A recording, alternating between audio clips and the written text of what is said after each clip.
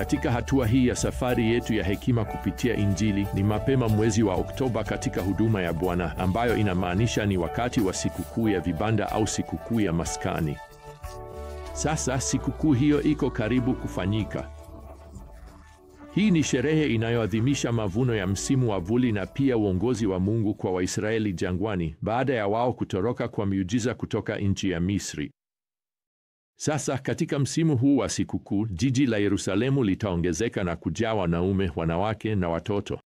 Watakuwa wakipiga kambi katika vibanda vidogo vilivyotengenezwa kwa matawi ya mitende ambavyo wanajenga kwa siku 7. Sasa tutaendelea na hili katika Yohana 7 na Yesu yuko Galilaya. Ndugu zake wa kambo wanamwambia hapa kwenye mstari wa 3, nenda Yudea ili wanafunzi wako nao waone kazi unazozifanya. Maana hakuna anayefanya mambo kwa siri kama anataka kujulikana waziwazi. Kama unafanya mambo haya, basi jionyeshe kwa ulimwengu. Kisha Yohana anaongeza maoni haya kidogo hapa kwenye mstari wa 5, maana hata ndugu zake hawakuamini ndani yake. Hawa ni ndugu wa kambo wa Yesu. Walizaliwa na Maria na Yosefu muda fulani baada ya kuzaliwa kwa Yesu kwa muujiza wa bikira. Kumbuka kwamba mara nyingi Yesu anatajwa katika maandiko kama mzaliwa wa kwanza wa Maria, si mwanawe wa pekee. Unaona, yeye na Yosefu walijenga familia pamoja. Injili ya Mathayo hata inatupa majina ya ndugu wa kambo wa Yesu. Kwa kweli, wawili kati yao baadaye wataamini kwa Yesu na wataishia kuandika vitabu viwili vya Agano Jipya, kitabu cha Yakobo na kitabu cha Yuda.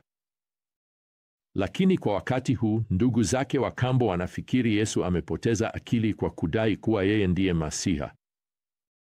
Kwa hiyo hapa wanamwambia kimsingi hivi, sikiliza, kama kweli unataka umaarufu, acha kukaa huku Galilaya isiyo na umuhimu. Unatakiwa uende kwenye jiji kubwa la Yerusalemu na uonyeshe matendo yako wazi kwa dunia.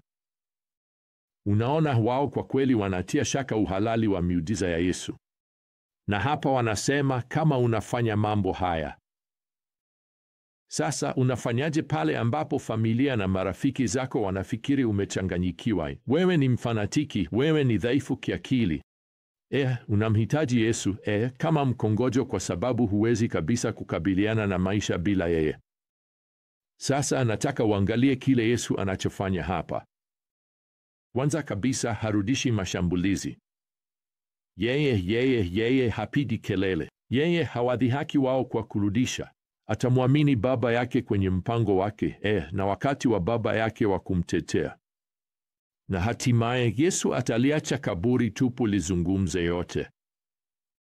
Sasa Yesu kweli alienda kwenye sikukuu kule Yerusalemu, lakini si kama vile ndugu zake wa kambo walivyotaka aende. Badala yake Yesu ataenda kwa siri, ataenda kimya kimya. Sasa tukichukua kutoka Luka sura ya 9 mstari wa 51 unatueleza, wakati siku zilipokaribia kwa yeye kuchukuliwa juu, aliuelekeza uso wake kwenda Yerusalemu. Mstari wa 52 unatueleza kwamba Yesu aliwatuma baadhi ya wanafunzi wake mbele kwenda kijiji cha Wasamaria ili kuandaa mahali pa kufikia kwake. Hiki kijiji cha Wasamaria, Luka anatueleza, hakikumpokea kwa sababu uso wake ulikuwa umeelekezwa Yerusalemu. Hivyo, ingawa Yesu alikuwa ametenda miujiza kadhaa miongoni mwa Wasamaria, akiwaponya kwa upendo, chuki yao dhidi ya Wayahudi ilimwangukia Yesu pia. Na Yakobo na Yohana walikasirika sana kwa sababu kijiji hiki kiliwakataa. Wakauliza Bwana hapa katika mstari wa 54, Bwana, unataka tuamuru moto ushuke kutoka mbinguni uwateketeze? Kwa maneno mengine, hebu tulichome kabisa hili eneo. Hilo linaonyesha moyo wa uinjilisti wa aina gani? Basi Bwana aliwakemea kwa mtazamo wao hapa katika mstari wa 56, akasema tu, wakaenda zao kwenye kijiji kingine. Nikuambie, chuki dhidi ya Ukristo na mateso kwa waumini havijapungua hata kidogo katika nyakati hizi za kisasa. Kwa kweli, historia ya kanisa ni historia ya mateso. Ni rahisi kabisa, kusema ukweli, kuchukua mtazamo wa Yakobo na Yohana na kulipiza kisasi. Tunapaswa kukumbuka kwamba Yesu alikufa msalabani kwa ajili ya maadui zake.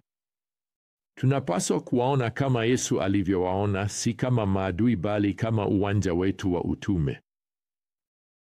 Sasa tukirudi kwenye Yohana sura ya 7, Yesu na wanafunzi wake waliwasili kimya kimya hapa Yerusalemu, lakini lazima nikuambie, mji wenyewe wao hawakuwa kimya hata kidogo kuhusu Yesu. Kwa kweli, viongozi wa Wayahudi walikuwa wanamtafuta kwa sababu walitaka kumuua. Sasa katikati ya sikukuu hii, Yesu anaingia hekaluni na kuanza kufundisha. Anatangaza kwamba maneno yake yanatoka kwa Mungu. Anatangaza kwamba yeyote anayetaka kufanya mapenzi ya Mungu atatambua na kudhamini maneno yake. Anasema kwamba ametumwa na Mungu na hata anasema kwamba hivi karibuni atarudi kwa Mungu. Sasa kila siku ya sikukuu hii kuna sherehe maalum inayofanyika. Maji yanachotwa kutoka birika la Siloamu na kupelekwa hekaluni na kumwagwa juu ya madhabahu.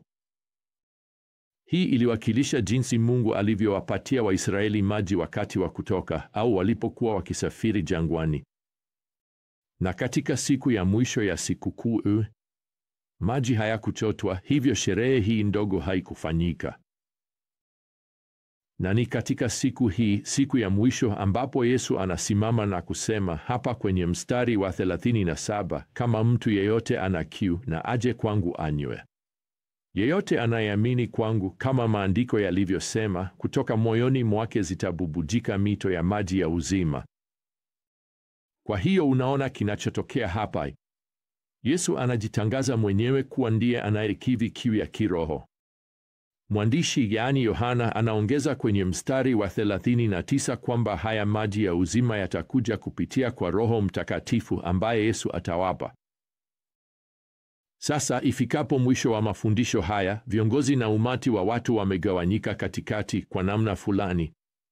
Wamegawanyika na kuna aina mbalimbali za miitikio. Mstari wa 40 unatueleza kwamba baadhi ya watu walisema, huyu kweli ndiye nabii. Wengine walisema huyu ndiye Kristo, yaani Masihi aliyepakwa mafuta. Lakini baadhi yao walisema, je, Kristo atatoka Galilaya? Nikwambie mpendwa, miitikio kama hii bado inatolewa hadi leo. Je, Yesu alikuwa mtu mwema tu? Alikuwa mwalimu mkuu tu, mfano wa maadili? Au alikuwa mdanganyifu? Au alikuwa kichaa mwenye wasiwasi? Au alikuwa kweli Mungu katika mwili? Basi lazima nikwambie, kwa kweli sijali sana kuhusu maoni yote hayo huko nje. Ninachojali ni maoni yako kuhusu Yesu. Unadhani yeye ni nani leo? Unajua, moja ya maoni yanayosikika sana kuhusu Yesu ambayo bado nasikia kutoka kwa watu wengi ni kwamba Yesu alikuwa mtu mwema tu. Hakuwa Mungu katika mwili, Mungu aliyefanyika mwili. Na ngoja nikwambie, wazo hilo ni maarufu, lakini haliwezekani. Ama Yesu ni Mungu kama alivyodai, au alikuwa mtu mbaya sana. Alikuwa mwongo mkubwa zaidi. Hebu nieleze hivi. Kama Yesu si Mungu mwana, basi alikuwa mlaghai. Kwa nini? Kwa sababu alidai kuwa na uwezo wa kusamehe dhambi. Katika Luka sura ya 7 mstari wa 48 anasema, dhambi zako zimesamehewa. Katika Marko sura ya 2 aliposema jambo hilo hilo kwa mtu mmoja, watazamaji walisema katika mstari wa 7, anakufuru. Ni nani anayeweza kusamehe dhambi isipokuwa Mungu peke yake? Naam, hiyo ndiyo hoja hasa. Kama Yesu anaweza kusamehe dhambi, basi yeye ni Mungu. Lakini kama hawezi kusamehe dhambi, basi yeye ni mwongo. Yeye ni mlaghai anayejaribu kujifanya Mungu, na hivyo basi si mtu mwema hata kidogo. Kwa kweli angekuwa mtu mwenye kiburi kupindukia. Katika Yohana sura ya 10 mstari wa 9 alisema, mimi ndimi mlango. Yohana 14 mstari wa 6 anasema, mimi ndimi njia, ukweli na uzima. Huwezi kufika mbinguni au kwa Baba bila mimi. Yesu hata anadai kwamba Agano la Kale liliandikwa kumhusu yeye. Na kauli hizi ni za kweli tu kama Yesu ni Mungu. Vinginevyo yeye ni mwongo mkubwa sana. Unajua, C.S. Lewis aliandika hivi, unaweza kumtemea Yesu mate na kumua, au unaweza kuanguka miguuni pake na kumwita Bwana, lakini tusije na upuuzi wa kumwonea huruma kwamba alikuwa mwalimu mkubwa wa kibinadamu tu. Hajatupa nafasi hiyo. lazima ufanye uamuzi wako. Ama huyu mtu alikuwa na bado ni mwana wa Mungu, au la sivyo ni mwenda wazimu. Sasa turudi kwenye swali langu. Yesu ni nani kwako leo? Je, wewe uko kama ndugu wa Yesu wa upande wa mama yake waliodhani amepoteza akili? Au uko kama Wasamaria waliokataa kumpokea nyumbani kwao? Au utamkubali kama mwana wa Mungu, yule aliyejitoa mwenyewe kuwa dhabihu kwa ajili ya dhambi zako? Uamuzi ni wako, lakini naomba nikutie moyo sasa hivi umwamini kama Masihi wako, mwana wa Mungu, mfalme wa wafalme ajaye. Basi hadi safari yetu ijayo, wapendwa, neema ya Bwana Yesu Kristo na upendo wa Mungu na ushirika wa Roho Mtakatifu uwe nanyi nyote. Amina.